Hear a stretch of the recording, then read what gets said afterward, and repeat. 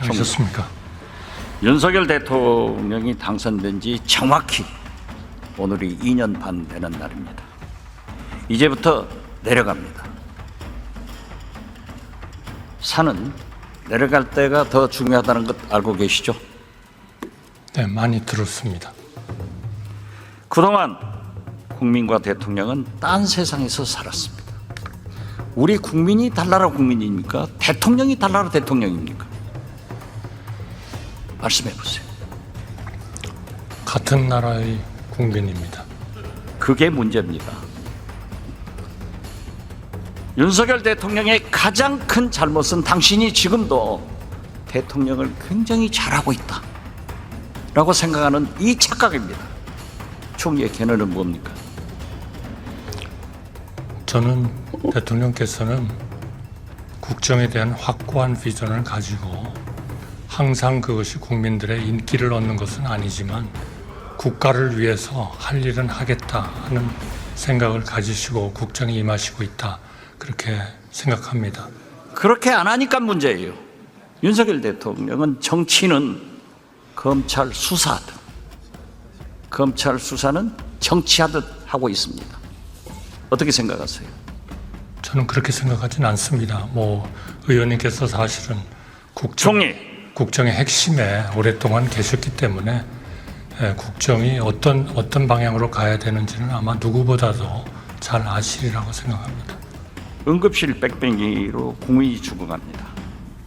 대통령 눈치보다 골든타임을 놓쳤습니다. 누가 국민을 죽음으로 몰아가고 있습니까? 의사입니까? 정부입니까? 대통령입니까? 저는 의료계와 또 과거의 정부들, 왜냐하면 힘들고 어렵기 때문에 그 어려운 결정을 안 하셨던 정부들에게도 책임이 있다, 이렇게 생각합니다. 하나만 말씀드리면 2019년 2월 6일 연합뉴스에 난 거를 보면 설 연휴 근무 중 중앙응급의료센터장이 별세를 했어요. 됐습니다. 그리고 응급실 됐어요. 뺑뺑이. 누가 살인자입니까? 살인자는 없죠. 그러나 국민은 죽어가지 않습니까? 그러나 이러한 의료계 뺑뺑이는 10년 전서부터 엄청나게 있었습니다. 바로 그렇기 때문에 그대로는 못 갑니다. 우리가 2000년도에 의료 파업이 6번이나 있었지만 응급실, 중증 환자실 이런 데는 다 의사들이 지켰습니다. 그러나 이 모양 이 꼴은 아니었어요. 아닙니다. 응급실이 맞습니다. 불만 켜놓고 문 열어놓으면 응급실입니까? 의원님, 이건 24시간 문 열고 불 켜놓는 편의점이 아니에요. 의사도 있어야 되고 간호원도 있어야 되는데, 물론 과거에도 응급실 문제 있었습니다. 그렇지만 지금 현재의 이 모양 이 꼴이 아닌데 그 책임이 누가 있습니까? 지금 의원님께서 걱정하시는 걱정에는 충분히 공감하고, 그럼 총리는 걱정 안 하세요? 물론 걱정을 합니다. 우리 모두 힘을 합쳐서 이 문제를 잘 해결하고 지속 가능한 우리의 최고의 의료 시스템을 만들도록 우리 모두 힘을 합쳐야 됩니다. 지금 누가 누구를 손가락질하고 글쎄, 누가 누구의 책임이라고 얘기하고 그런 것은 아니라고 생각합니다. 전화를 걸 정도면 응급실 안 가도 된다, 이 국민 연장 지르는 소리 아니에요? 어떻게 이런 사람들이 윤석열 정부의 중책을 맡고 있느냐, 이걸 말씀드리는 거예요. 의원님, 동아일보 23년 3월 28일 서울 한복판에서 응급실 찾아 표류 75분간 병원 26곳 전화, 이런 일들이 일어나고 있었습니다. 이 얘기는 우리가 정말 여야 말씀하셨으니까 천광암 칼럼 보셨어요? 네. 나라가 망해가고 있어요. 저는 그렇게 생각하지 않습니다. 자, 의원님의 걱정과 충정, 국가에 대한 애국심은 제가 잘 합니다. 군의관 파견하면 다 해결됩니까? 군의관 받지도 않고 돌아가고, 그러니까 처벌한다? 이제 아니다? 이게 응급실 대책입니까? 처벌은 잘못 전달이 됐다고 이미 설명을 했고요.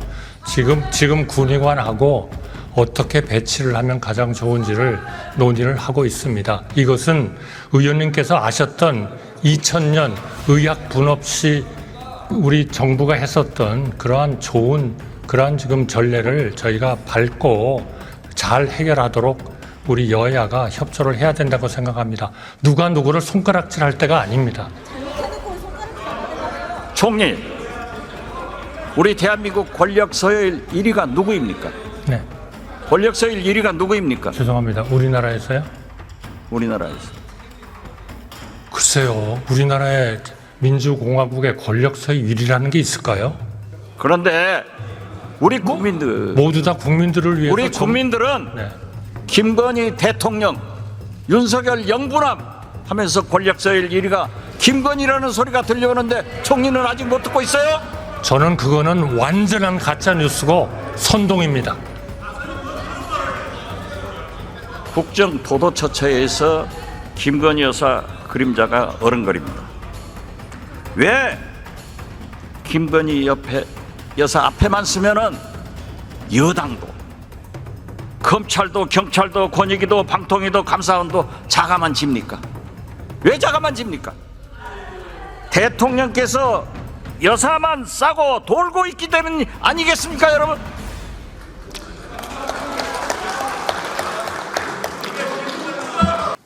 우리가 잘 아는 사이 아니에요? 너무나 잘 아는 거죠. 사모님도 잘 알죠? 물론이죠. 네. 한 정말 돌아가셔서 정말 안타깝게 생각합니다. 네. 한 총리 사모님이 디올백 300만 원짜리 가지면 받으실 거예요? 제가 아는 사모님은 안 받아요.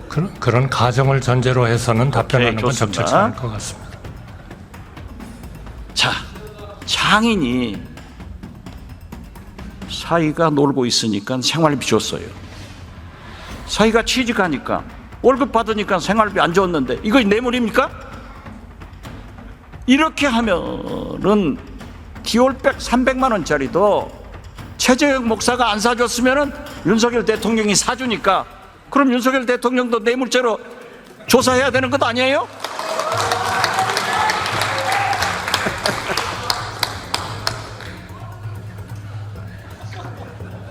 저는 의원님과 저는 그런 얘기를 할 정도의 관계는 아니라고 생각합니다. 네. 그렇게 말씀하셔야 총리 오래 하십니다. 아니 제가 존경하지 않습니까 의원님을. 한덕수 경제수석 비서실장님 하셨잖아요. 제가 비서실장 했잖아요. 제가 추천해서 오셨잖아요. 우리가 김대중 대통령 모시면서 IMF 외환위기도 극복해봤고 그 경제수석 때 스크린 쿼터 얼마나 소신 있게 반대했어요. 왜 지금은 말씀 못 하십니까? 무엇이든지 대통령님께 도움이 되는 말씀이라면 하겠습니다. 그러나 가짜뉴스와 선동을 전제로 해서 말씀드릴 수 있다고 가짜 뉴스가 아니고 진실도 말을 못하니까 우리 국민만 불쌍한 거예요. 대통령이 잘못하면 총리라도 잘해야 될 것 아니에요. 잘하겠습니다.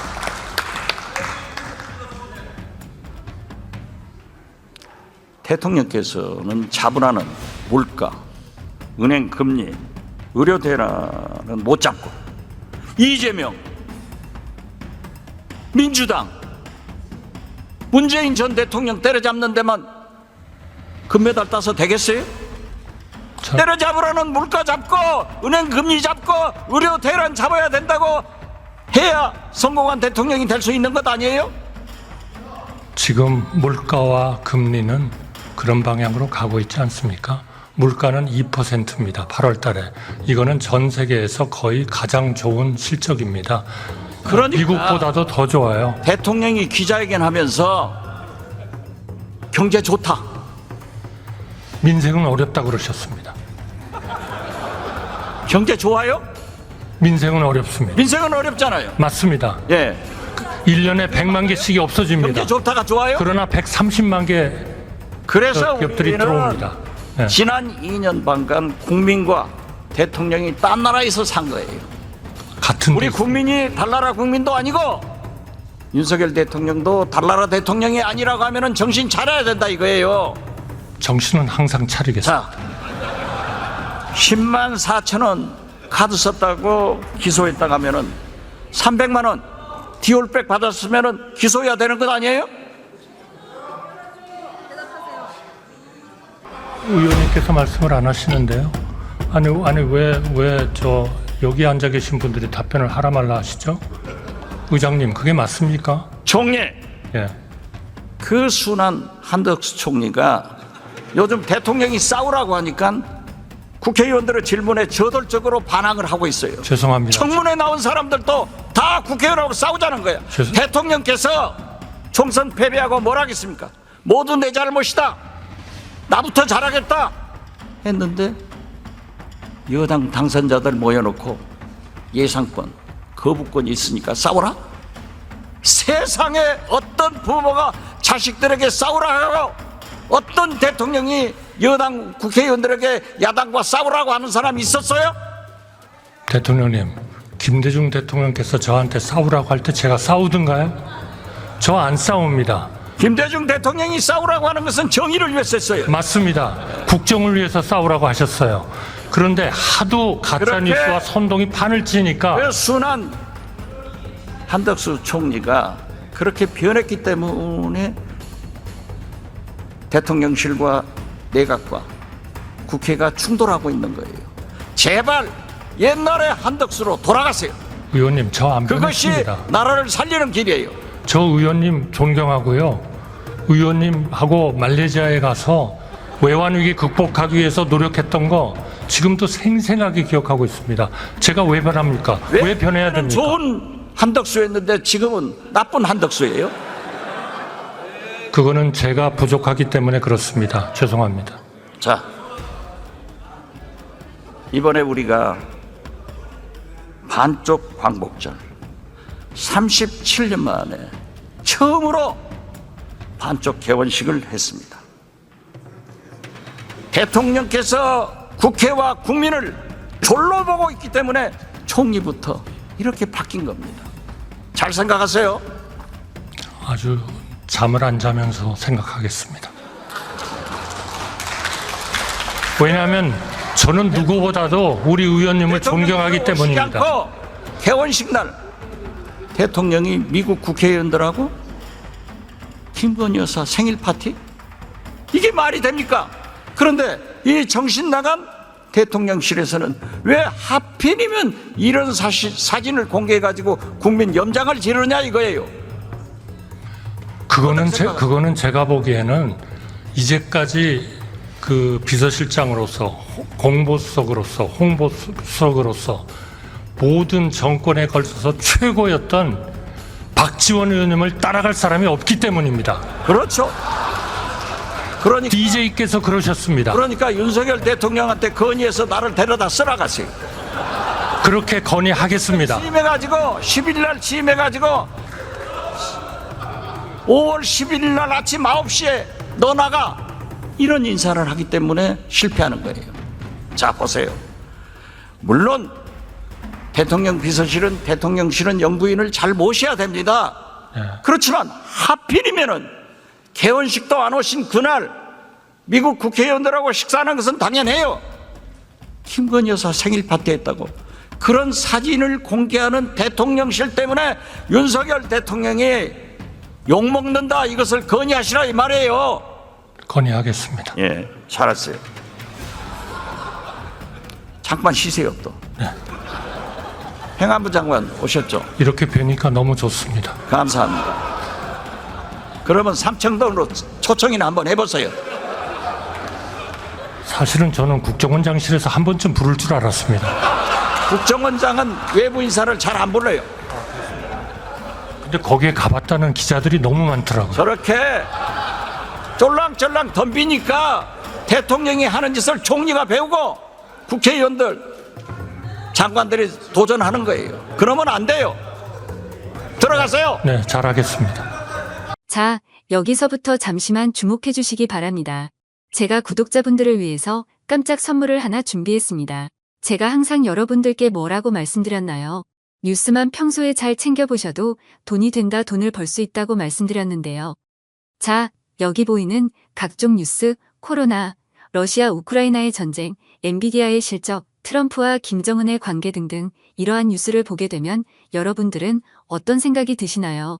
그냥 뉴스만 보고 끝내는지, 아니면 이 뉴스를 어떻게 이용할 수 있는지 이 부분을 고민하고 계시는지를 되물어보고 싶습니다. 그 이유가 뭐냐 하면 제가 지난 1월 여러분들께 뭐라고 말씀드렸나요? 지금은 반도체 산업에 관심을 가져야 한다. 뉴스만 보고 그냥 넘기지 마시고 한번 투자 쪽으로 고민해 보셔야 한다라고 말씀을 드렸습니다. 그리고 나서 이런 썸네일을 유튜브나 뉴스를 통해서 많이 보셨을 텐데요. 이런 반도체 산업이 이슈가 되었을 때 부자들은 어떻게 생각한다고 했나요? 반도체와 관련된 투자 수단은 뭐가 있는지, 어떤 주식이 가장 좋은지, 어디에 투자해야 돈이 몰리는지 자연스럽게 생각한다고 제가 말씀드렸죠. 그 이유가 부자들이 봤을 땐 이슈가 돈으로 이어지고 그 이슈가 나에게 돈을 벌어준다는 경험적 확신이 있기 때문에 부자들은 항상 이런 사회적 이슈와 돈의 흐름을 관심 있게 쳐다본다고 제가 말씀드렸는데요. 이번에도 마찬가지입니다. 제가 지난번에 시청자분들과 함께하는 주식으로 수익 내기 이벤트를 진행했었는데요. 당연히 100% 무료로 진행되었고, 자, 여기 보시면 아시겠지만 제가 지난번에도 저한테 구독이라는 문자를 보내주신 모든 시청자분들께 이렇게 반도체 관련주 중에 많은 종목이 아니라 가장 급등할 확률이 높은 딱 한 종목, 한미반도체 딱 한 종목만을 추천드렸어요. 그러면서 여기 나와 있는 대로 정확히 얼마에 매수해야 하는지, 수익률이 얼마가 나왔을 때 팔아야 할지 정확히 말씀드렸는데, 자, 지금 실제로 어떻게 되었나요? 오른쪽을 보시면 아시겠지만 제가 1월에 문자로 이 한미반도체를 소개해드리고 나서 실제 3배 이상의 급등이 나왔죠. 그래서 당시에도 굉장히 많은 분들이 제가 드린 이 종목으로 수익을 크게 내실 수 있었는데요. 다시 한번 수익 축하드리고 이번에도 마찬가지입니다. 최근에 이슈가 되고 있는 것이 이 하마스와 이스라엘 전쟁, 러시아와 우크라이나 전쟁이기 때문에 우리가 어떻게 생각해 볼 수 있을까요? 더군다나 북한까지 참전한 마당에 전쟁이 앞으로 계속해서 심화될 가능성이 있는데요. 더욱이 중국 또한 대만에 대한 전쟁 압박 수위를 높여가고 있어 전 세계가 혼란스러운 상황입니다. 이렇게 전쟁이 계속해서 심화되면 피해가 커지기 때문에 전쟁에 필요한 군수물자, 의료 지원 물품들이 실제로 더 많이 필요할 수밖에 없는데요. 그럼 그 중에서 실제 전쟁의 여러 물자들을 지원해본 경험이 있고 건설, 의료 수준이 높은 우리나라 기업들 중에 한 곳이 가장 크게 부각받을 수밖에 없는 것이고 당연히 우리가 이쪽으로 생각해야 된다는 겁니다.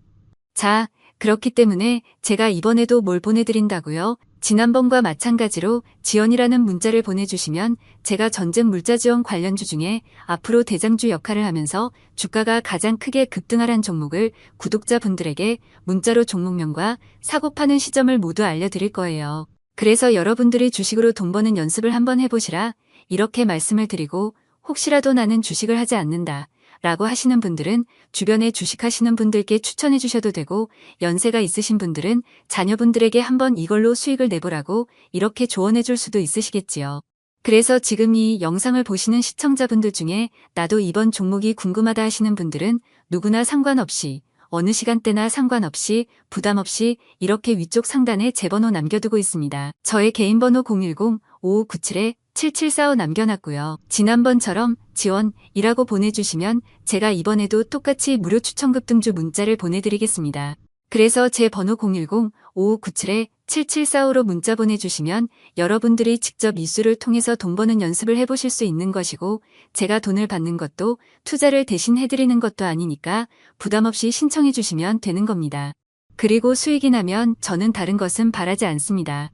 제 채널에 좋아요, 구독 한 번씩만 눌러주시라 이렇게 다시 한번 말씀드리겠습니다.